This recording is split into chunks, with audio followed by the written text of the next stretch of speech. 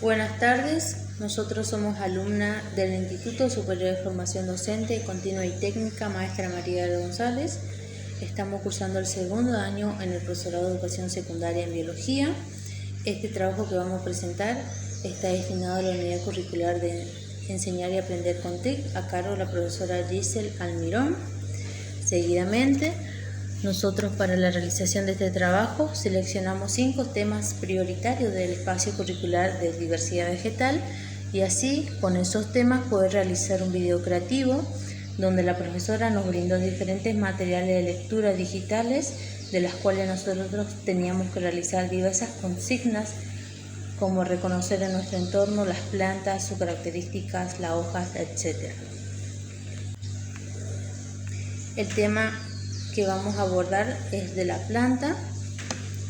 Nosotros, ¿qué podemos decir de las plantas? Las plantas son seres vivos autótrofos encargados de producir su propio alimento mediante un proceso conocido como fotosíntesis. Captan la energía procedente de la luz del sol y convierten el dióxido de carbono y el agua en azúcar que aprovechan como fuente de energía para su desarrollo, la cual desde tiempo remoto hasta la actualidad de la humanidad ha dependido de las plantas. Seguidamente tenemos la estructura de la planta. Todas las plantas, al igual que el cuerpo humano, tienen sus partes bien definidas y cada una de ellas cumple una función específica. Es decir, que tienen partes fundamentales que son muy importantes.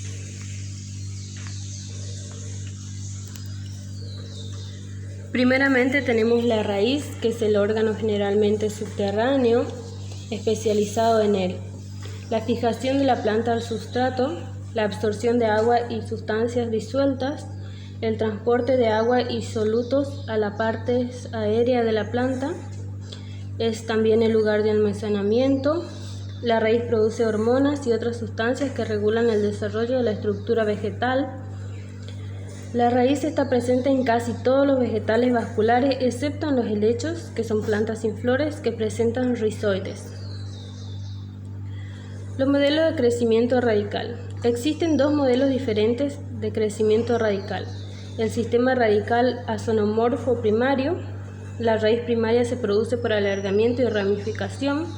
Se caracteriza porque hay una raíz principal y raíces laterales diferenciadas en tamaños.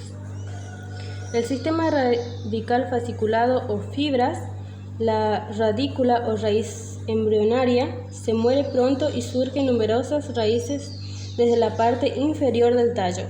Estas raíces son adventicias, pues no se originan en el lugar habitual, es decir, no provienen de otras raíces.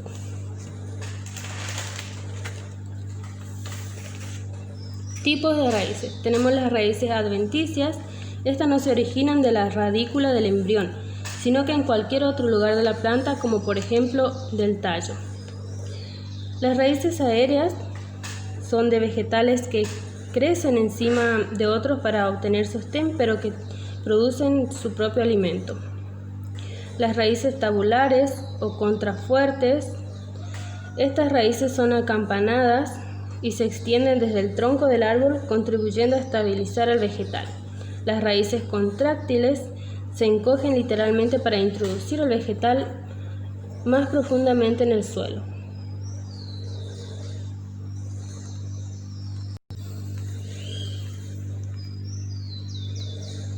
El tallo es una parte muy importante de la planta que tiene una doble finalidad: sostener las flores y las hojas, transportar la savia desde las raíces a las partes superiores de las plantas. Las partes del tallo son: tallo principal, es muy importante, evidente en las hierbas y árboles como los abetos y pinos. Los tallos secundarios aparecen a medida que desarrollan el tallo principal. Las yemas son formaciones semejantes a botones a partir de las cuales se desarrollan los tallos, las hojas y las flores. Hay yema principal que es la que tiene la función del crecimiento vertical de la planta. Las yemas secundarias salen al extremo de los tallos secundarios, son los encargados del crecimiento del mismo. Las yemas auxiliares están situadas en los nudos de los tallos, de ellas salen las hojas y las flores. Los nudos son unos engrosamientos situados en los tallos, a su altura es donde nacen las hojas. Los entrenudos son los espacios situados entre los nudos.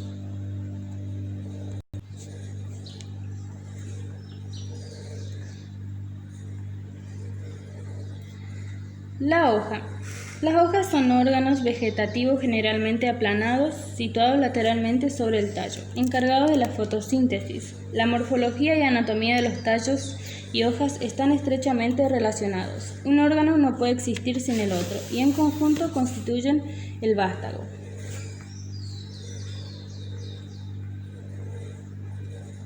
La sucesión foliar. En numerosas especies de dicotiledóneas, la forma de la hoja se modifica en el curso del desarrollo del vegetal. Primeramente aparece el cotiledón, seguido por la hoja primordial, la hoja monófila, la hoja prefloral y las hojas florales.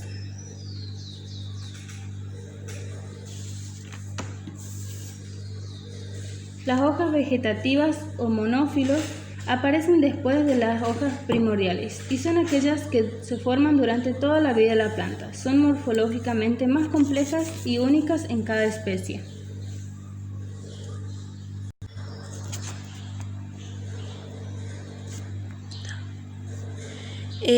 Las partes de las hojas son el limbo, el nervio, el contorno, el embés y el haz y el peciolo.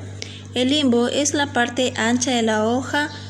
Su parte es más vistosa. Los nervios son una especie de canales que recorren el limbo de la hoja, son vasos conductores.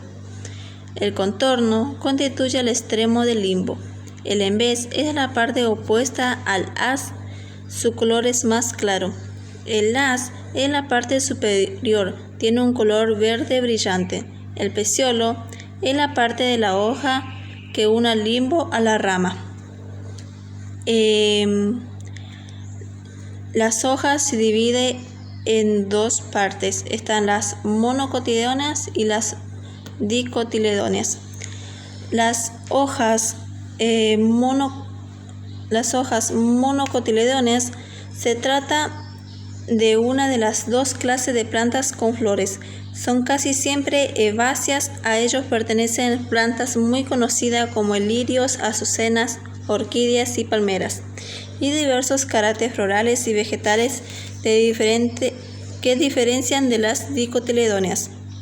Por ejemplo, las piezas florales que se encuentran dispuestas en grupo de 3, que tienen un solo cotiledón, nervaduras paralelas y tejidos vasculares, formados por dispersos en el tallo y la ausencia del crecimiento secundario.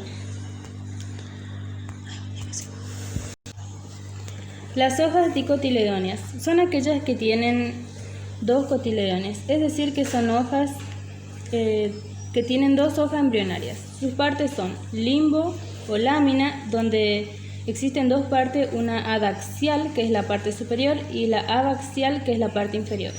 El peciolo y las hojas que carecen de peciolo se les denominan hojas sésiles, la base foliar y estípulas. Las hojas dicotiledóneas pueden ser simples o compuestas. Las hojas simples constan de una sola lámina foliar y las hojas compuestas, la lámina foliar está dividida en varias subunidades llamadas foliolos.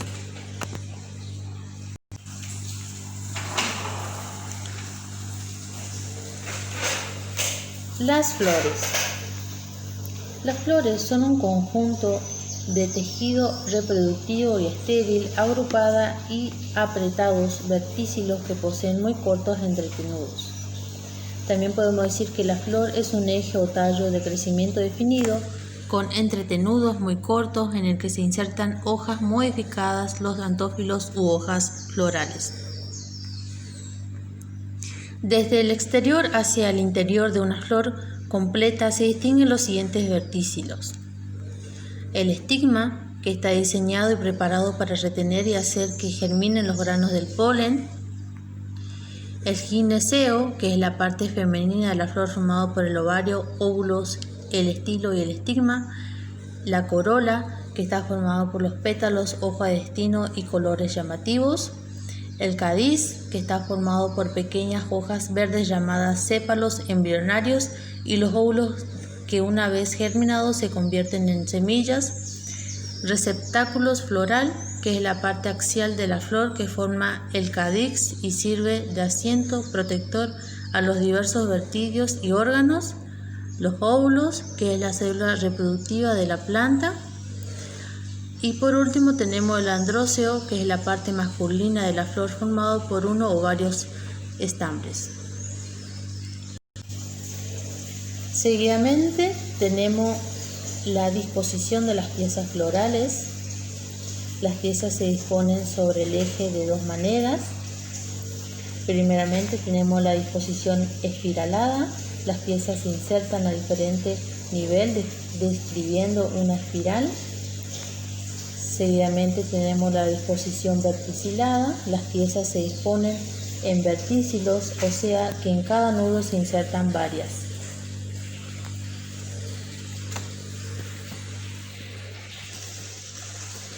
Luego tenemos la composición de la flor. Tenemos la flor completa, que una flor completa es cuando tiene las cuatro partes: sépalos, pétalos, estambre y carpelos. Seguidamente tenemos la flor incompleta. Una flor incompleta es cuando carece de uno o varios de las partes florales. La flor imperfecta, que es cuando posee un solo órgano reproductivo, puede ser femenino o masculino. Y por último tenemos la flor perfecta, que es cuando tiene estambre o pístilos.